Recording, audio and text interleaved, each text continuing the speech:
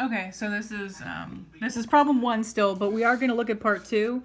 You know, that little section that she said you didn't have to do, but you do need to know how to do because it's going to be an assignment like a day or two. You may as well like have a head start.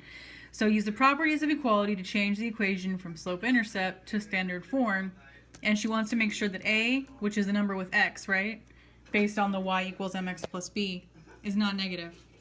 So this is what we got for the answers. Y equals negative 2/3 x minus 4. Always make sure you're keeping an eye on those negative signs. Make sure you carry them around if they belong there because, you know, that'll screw up a whole problem. So, okay. She wants it in ax plus by equals c. That's easy enough. Because how are we going to do this? She wants c on this side, which is just the plain old number, right? And then the variables on this side. So how do we get x onto this side?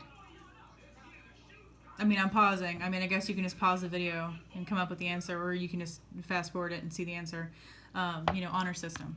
So you're going to add it, right, to get rid of a negative.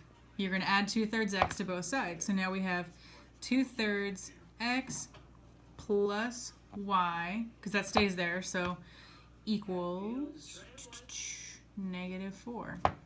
And there you go. One thing that's really important too, but I'm going to put in a separate video here in a second, is how to check your work. Because I know that with graphing at first I was always really freaked out because it's not as easy as regular algebra where you can just check it. But as it turns out, that's misleading, and it totally is just like regular algebra. It's just algebra with pictures.